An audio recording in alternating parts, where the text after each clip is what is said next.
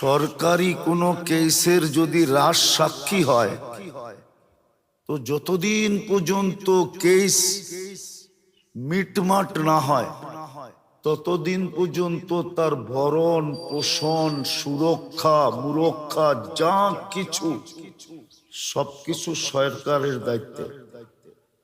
নাইলে যদি সাক্ষী কোনো মতে মিস হইল তাহলে কেস মাটিতে মিশা যাবে। আপনি তো কিয়ামতের দিন আল্লাহর পক্ষে রাজ সাক্ষী। আমি কোরআনের আয়াত দিলাম, সুহাদা আলান নাস। এই জন্যই তো আপনাকে ফ্রি সার্ভিস দিতেছেন। নাইলে এই সুন্দর সুন্দর জামা, পাগড়ি সাগরি, জুব্বা সুব্বা, ঘর বাড়ি, চেহারার এই চাকচিক্য, যদি ফ্রি সার্ভিস না দিতেন শুধু অক্সিজেন কিনতে যায় লেংটি পড়ার পয়সা থাকতো না। বিশ্বাস হয় না? হাসেন কেন? বিশ্বাস হয় না? 1 লিটার পানি 30 টাকা, ডেলি 16,500 টাকা বিল দিতে হইতো শুধু অক্সিজেনের। 550 লিটার অক্সিজেন নেই, মাসে বিল দিতে হইতো 4,95,000 টাকা। বিল দিতেন না চকচকে কাপড় পরতেন, না ঘর বানাইতেন? একটু বিবেক দিয়ে চিন্তা করেন, বিবেক তো আছে। তাইলে বুঝা গেল দুনিয়ায় যখন যে যেই কাজের জন্য সংস্থায়, কোম্পানিতে, সেক্টরে নিয়োজিত হয়, নির্বাচিত হয়, ওই কাজ করা ব্যতীত তার বিকল্প কোনো সুযোগ থাকে না। যদি সে করলো তাইলে সে আইনগতভাবে দণ্ডনীয়। যদি এটা সত্য হয়, দুনিয়ার রীতিতে নীতিতে যদি সত্য হয়, আপনি ইসলামের জন্য নির্বাচিত,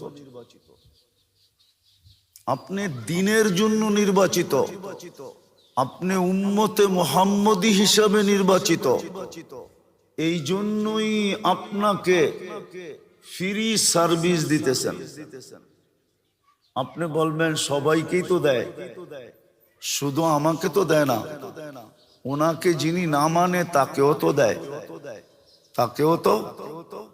কিন্তু ওর জন্য তো কোনো পুরস্কার নাই, ওকে তো বলাই আছে অস্তিত্ব যখন দিলাম তো তোমাকে সার্ভিস দিব ইলা আজালিম মুসাম্মা, একটা নির্দিষ্ট সময় পর্যন্ত।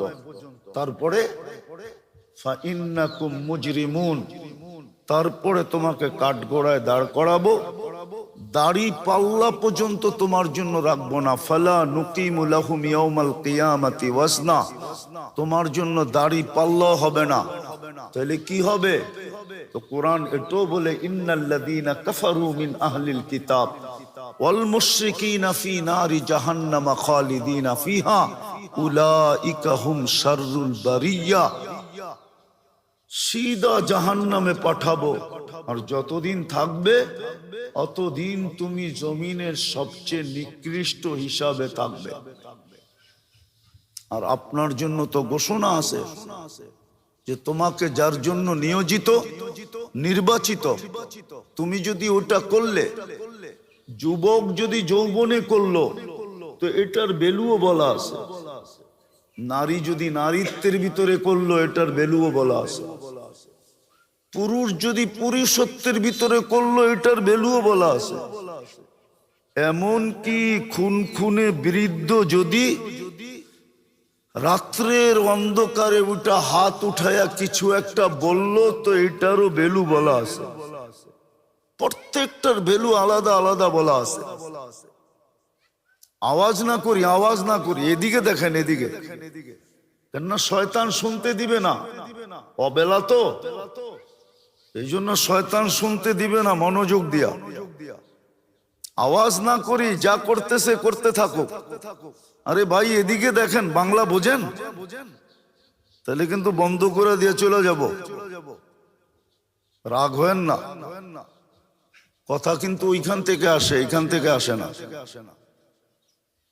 আর যখন আল্লাহর হুকুম মানবো তখন কিন্তু ঠিক মতে কথা আসবে, বুঝে আসবে, কাজে দিবে, নাইলে চলে যেতে হবে।